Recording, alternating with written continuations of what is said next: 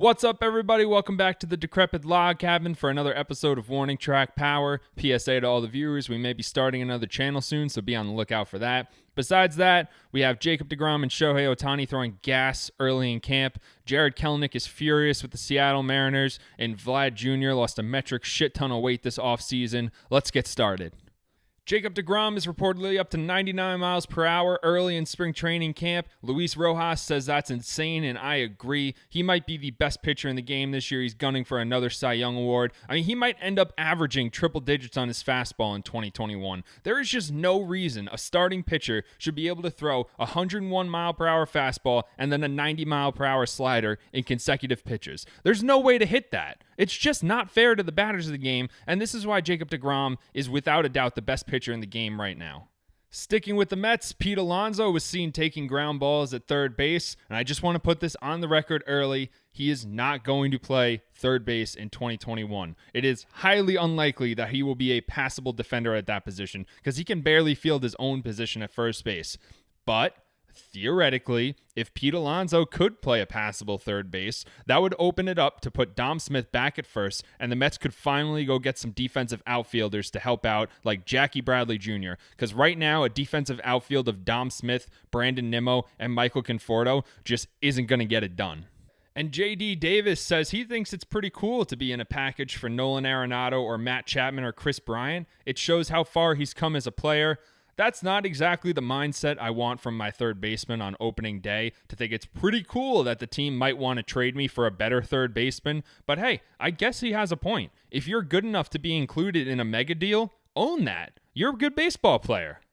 Vladimir Guerrero Jr. says he lost 42 pounds this offseason. That's absolutely incredible. He's still looking for a permanent position to play. Right now, the Blue Jays have him slotted at first base. He'd like to get back to third. He says the lost weight has really improved his athleticism, so maybe that's going to make him a better fielder. Hopefully, it'll also make him a better major league hitter too, because he hasn't quite lived up to the god status he achieved as a minor league player in the major leagues.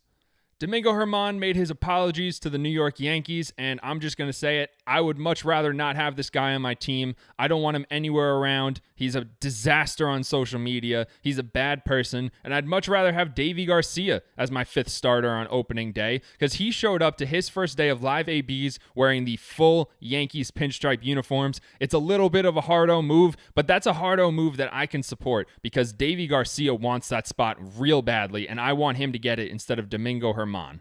Jarred Kelenic is furious with the Seattle Mariners this week, and he has every right to be in the wake of the Kevin Mather comments about manipulating his service time. He said, "I was extremely disappointed. I worked extremely hard all offseason, and last year, here you have a team that is one game out of the playoffs going into the last weeks of the season. I know for a fact I could have helped that team out, not just me, but there are other guys who could have helped that team out."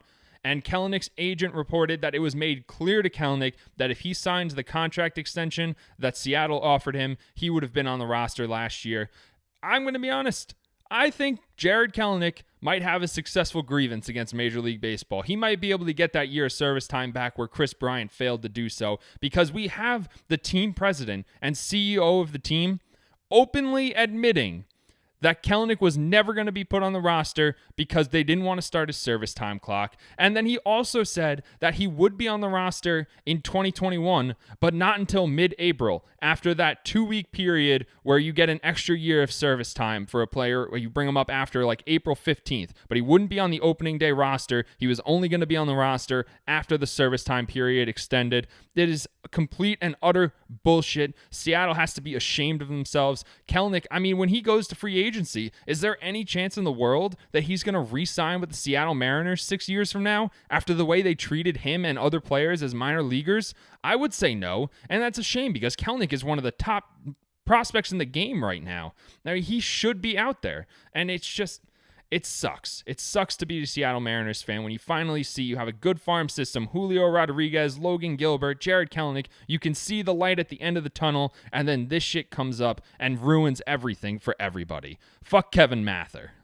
In addition to Jacob deGrom throwing heat early in spring training, Shohei Ohtani is also reportedly up to 97 miles per hour, and he reportedly has command of his fastball. So that's going to be a dangerous weapon for the Angels should his health hold up long enough for him to pitch and hit for the entire season. This guy is incredible, one of the most talented baseball players that has ever lived, and it is so exciting to watch him play both sides of the field.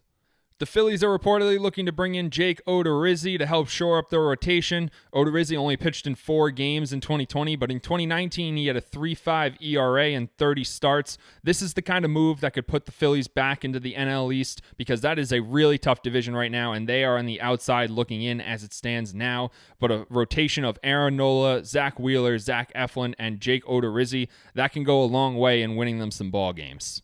Top Twins prospect Royce Lewis tore his ACL, and he will miss the entirety of the 2021 season. It's a tough break for him, but it was going to be a tough infield to crack into with Andrelton Simmons, Jorge Polanco, and Luis Arias already down there. But I mean, losing a year of development, that's not good for anybody. Tough break for the Twins. Hopefully in 2022, he can bounce back and be a contributor to a pretty promising team.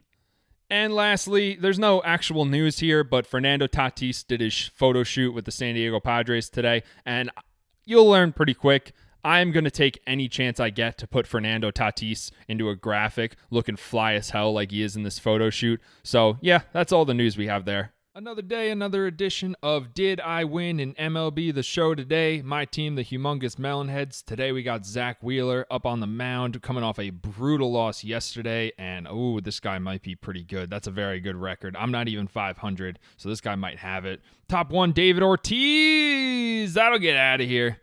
Yep, that one's gone right off the Humongous Melonhead.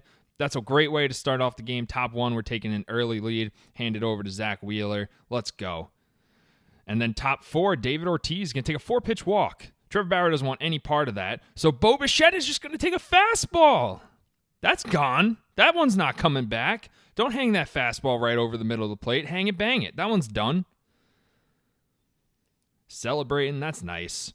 And then Andrew McCutchen in the same inning. A cutter gets hung. Oh, man. Hang it, bang it. That one's gone. That one's not coming back. Mike Trout can't get that one. Too short. Andrew McCutchen celebrating. I haven't had a home run with Andrew McCutchen in a long time. And then in the bottom of the 6th, I still have a no-hitter going, and Jorge Posada just completely forgets how to field pop-ups and ground balls. That was ugly. Francisco Lindor, he pushes one. Okay, we got him. Got him first, but man on second now. And then Juan Soto's going to pinch hit and shoot one into the gap. That's going to lead to the first run of the game. Pretty cheap based off the no-hitter getting ruined. That's not how you want to start the game off. And then next guy, Mike Trout, just absolutely pisses on this ball. No way. That one's never coming back. Andrew McCutchen can dive into the wall all he likes. That one's gone forever. He hasn't even gotten to first yet. He pimped that one. Yep, that's gone. 4-3 game now. So Rogers Hornsby, send it. It's gone. Hang it, bang it. There's another home run. Give us a nice 2-run cushion here. And then David Ortiz, for the second time today, sends one out of the park. I was pretty mean to David Ortiz in the last video because he ruined a really good inning. Today he has 2 home runs, so I would like to formally apologize to David. I know you're a good player. And Wade Boggs, for the 3rd time in 3 games, goes deep, and that is by far the furthest one he hit. Oh boy, this guy, he's just on fire. There's not a person on earth who is as hot as Wade Boggs is right now. But Francisco Lindor answers, shoots one out to left field. Yeah, not even going to run for that one. That one's definitely gone. That's not great off Fernando Rodney.